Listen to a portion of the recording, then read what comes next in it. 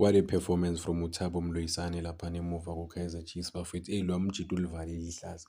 Pulemodi bekafela esayidini lakhe laphana ku-left back ngoba vele akakwazi ukumaka. But uThabo Mloisane bafethu angazi ukuthi ushaya ama-last tackle ayingakhi laphana emuva. Khona la kubonakala ngathi izoba dangerous kakhulu laphana e-Richards Bay, but ikashaya ama-tackle akwazi ukuyisiza i-team laphana emuva. And unika uInacio Miguel ibhalansi e-right kakhulu.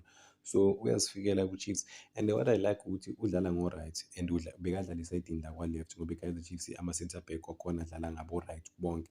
But he is comfortable there, uyakwazi ukulibamba ibhola alibeke enyaweni lakhe esayidini lakwa-right, akwazi ukuphasa kahle, akwazi ukufida. Khona le goal leli lesi-2, I think leli lesi-2 iqalwe kuye le nto le, ushaya iphasi eligudi kakhulu linika uvele bayo, ukhipha uvele bayo laphana esikhaleni, then uvele bayo uyalicrossa lela bhola leli. Yes, uNdlovu yilo leli elishaya uNdlovu, ya uNdlovu ulishaya phakathi-ke uyakora laphana, but la bhola libuya kuphi? uThabo Mloisane. So ubonile na ukuthi okay ba-flat laphana phambili mfethu, ama-midfielders we-Kaizer Chiefs abolole buhamba boy bahlula uThabo Mloisane oyi-defender, uye kumele aziphushe. And khona la iya-disappoint i-Chiefs bafowethu. Khona la uThabo Mloisane ubamba ibhola ulaphana emuva uyaliphusha, but uzuthethisa uPulemodi uzuthethisa uPulemodi, not really ukumthethisa, but uthi uyamtshela ukuthi nginike i-option mfethu ngizokwazi ukuphasa. uPulemodi umele laphana bafethu, akafune ukumuva laphana ku-right back, ku-left back, nobeka ku-left back cause uye bekamsapota kulela sayidini. Akafune kumuva uPulemodi. Khona la uPulemodi sekungathi uyamuva kuya phambili, I think lapho bekuyi-first half. uThabo Mloisane cause u-smart and then bekamuvela ku-left back, akwazi ukukhava lesa space lesi ukuthi mabazama ukufaka ibhola akwazi ukulikhipha same time. Pulemodi udlala nje igame e-average, but i-Kaizer Chiefs noma ihold ibhola cause they dominated ibhola, i-ball position bayi-dominate-ile, but bahlulekile uku-create ama-opportunities through abadlali abafana noPulemodi. Pulemodi is too predictable.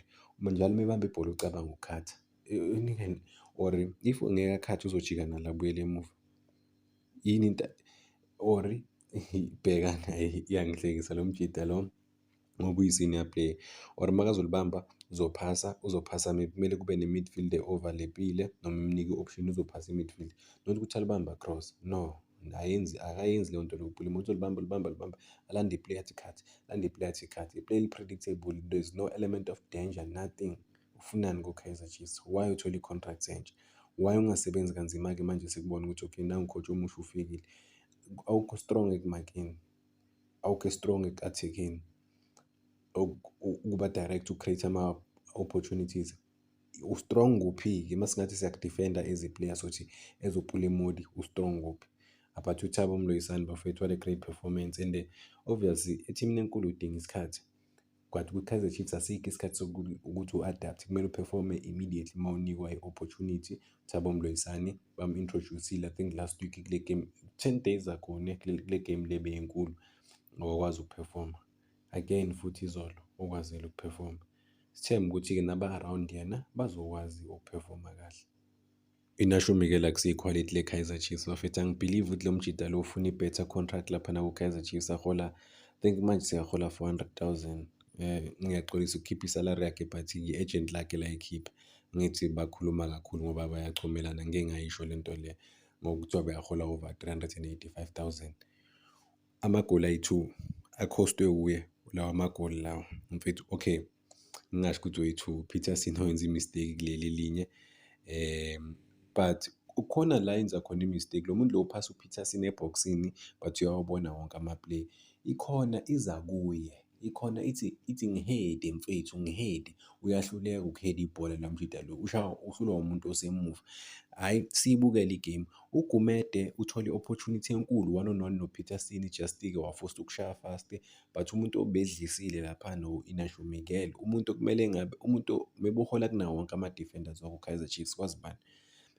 Inacio Miguel ulibhekile ibhola emoyeni, liza kuye, uya ebholeni, ufika kuqala kumele ali-clear-e, shumpu, hawu, uyaligeja ibhola elibhekane nayo straight, like ayikho i-pressure that much. Likhona iplay le-Richards Bay, but-ke nje akuna-pressure, kumele ali-clear-e la bhola, uyahluleka.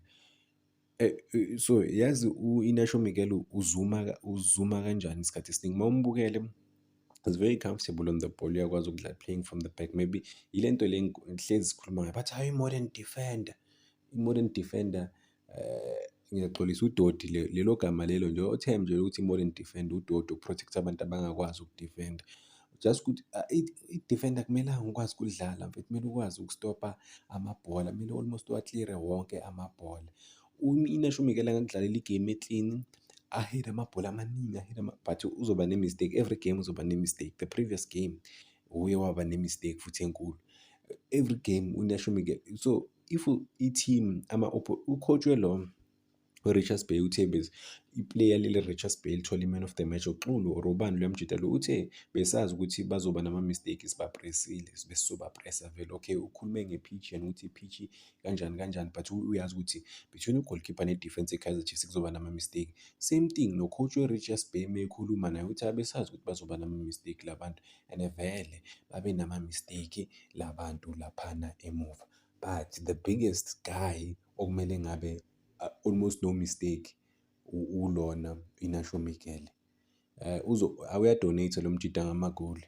And ngikhumbule last season ngikhuluma ngaye ngithi Inacio Miguel uyinkinga enkulu laphana ku-Kaizer Chiefs. Abantu bathi hayi, he's the best defender teamini because babukela mekephethe ibhola. When it comes to ukumaka wenzani loya muntu loya? Ngicela buyelana kuma-moment wakhe, ngicabangeni ukuthi okay, oh yes, unama-mistake ayi-2. Unika uPeterson ibhola, comfortable space laphana, ama-defender, ama-attackers we-Richards Bay balaphana ebhokisini, but nokwinika unesikhathi laphana, ukwinika uya-relax-a or ubamba ibhola, clear the ball. Why do you want to play from the back?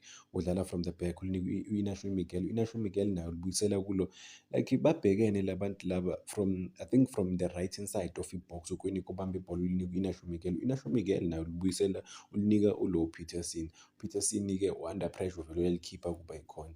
Straight lapho-ke after lowo mistake balicrossa, liza straight futhi ku-Inacio Miguel, mistake, goal. Futhi uhluleka nje ukulihit. Uvala amehlo, uyacimeza yini u-Inacio Miguel? I can't believe ukuthi lo muntu nakuthiwa is one of the best players ku-Kaizer Chiefs. Even i-management iyamthemba, even abo-coaches bayamthemba. And isenesikhathi ku-Chiefs vele, ilas njengoba ngisho ukuthi ufuna i-contract entsha, iyaphela i-contract yakhe ngoJanuwari, uzoba angasayina i-contract, i-pre-contract na any team of his choice. Iyiphi i-team ezomsayina ku-Inacio Miguel if akakwazi ukudefenda?